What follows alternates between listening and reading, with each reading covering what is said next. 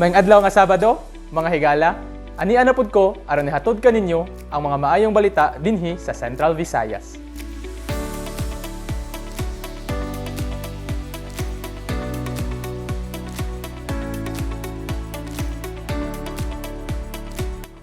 Atong tan-awon ang maayong balita sa Cebu. Ang Bangko Sentral ng Pilipinas Visayas Regional Office uban sa Communications Office sa BSP may pahigayon og Media Information Session o MIS sa ilang buhatan. Ang maong kalihukan gisalmutan sa mga sakop sa media, mga admin officers ug mga information officers gikan sa nagkalain-laing ahensya sa gobyerno.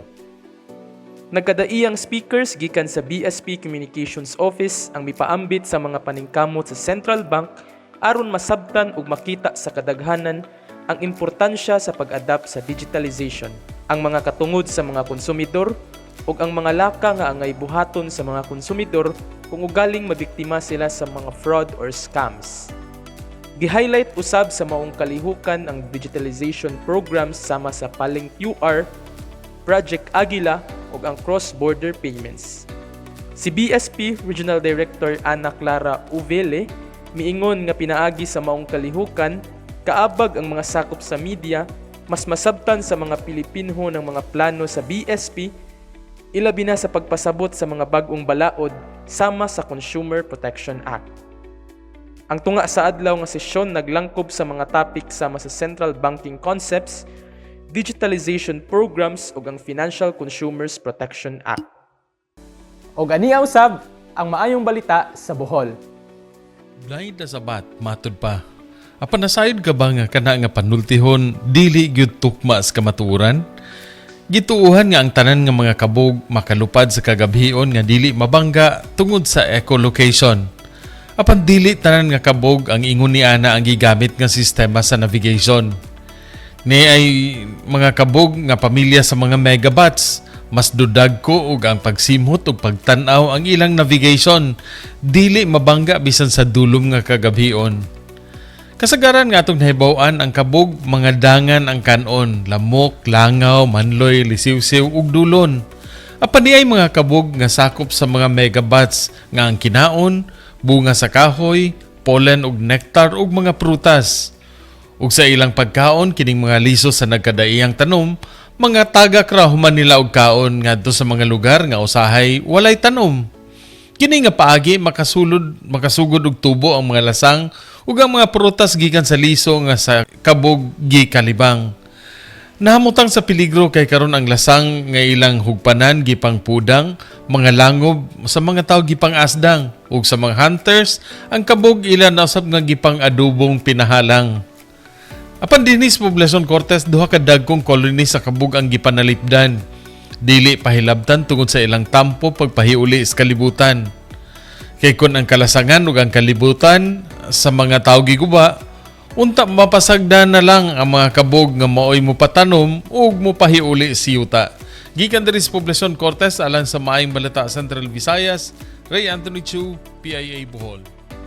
Og mao usab kini ang maayong balita dito sa Negros Oriental. Ipang-apod-apod sa kagamhan ng probinsyal sa Negros Oriental ang mga bag-ong traktora sa pang-uma sa matag lungsod ug syudad sa probinsya.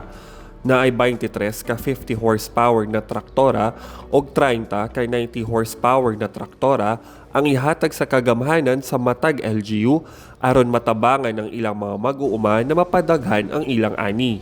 Gipanguluhan nila Governor Manuel Chaco Sagarbariya o Provincial Agriculturist Emmanuel Kaduyak ang blessing sa moong mga ekwipo na gipahigayon at tubangan sa Kapitolyo.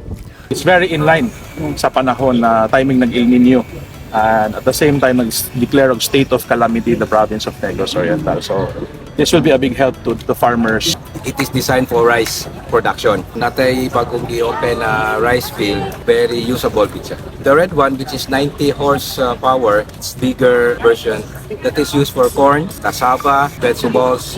Dugang pa ni Governor Sagarbariya, bagong pinalit sa kagamhan ng probinsyal ang maong mga ekwipo.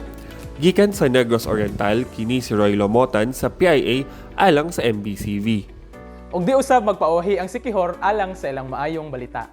Manasigon nga nangandam ang mga residente sa lungsod sa Lassi aron sa pagsaulog sa kapistahan sa mahal nga patron San Isidro Labrador karong Mayo 15. Ang lungsod sa Lassi magselebrar usab sa Saging Festival isip usa ka paagi sa pagpasalamat alang sa abunda nga ani sa saging sa lungsod ug paghatag og importansya sa papel niini sa mga tawo.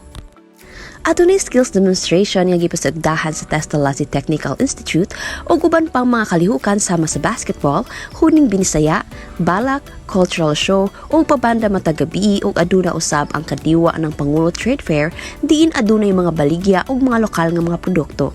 Kini og daghan pang kalingawan kisugdan ni adtong Mayo 5 sama sa Hudyaka sa Baybayon diin ang mga langya ug local residents pagtipok-tipok ug maglingaw-lingaw matag gabi sa Lassi Boulevard uban sa pagpaminaw sa mga banda ug musika, pagchika-chika, pagpangaon ug pagkinom-inom.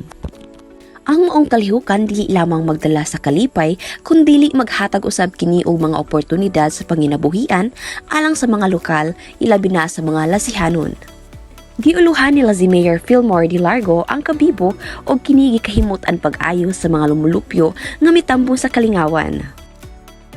Alang sa mayong balita dinhi sa Siquijor, ako si Hersa Jane Calabin. Ug mao kato ang mga maayong balita dinhi sa Central Visayas. Alang sa dogang detalye, bisitaha ang musunod.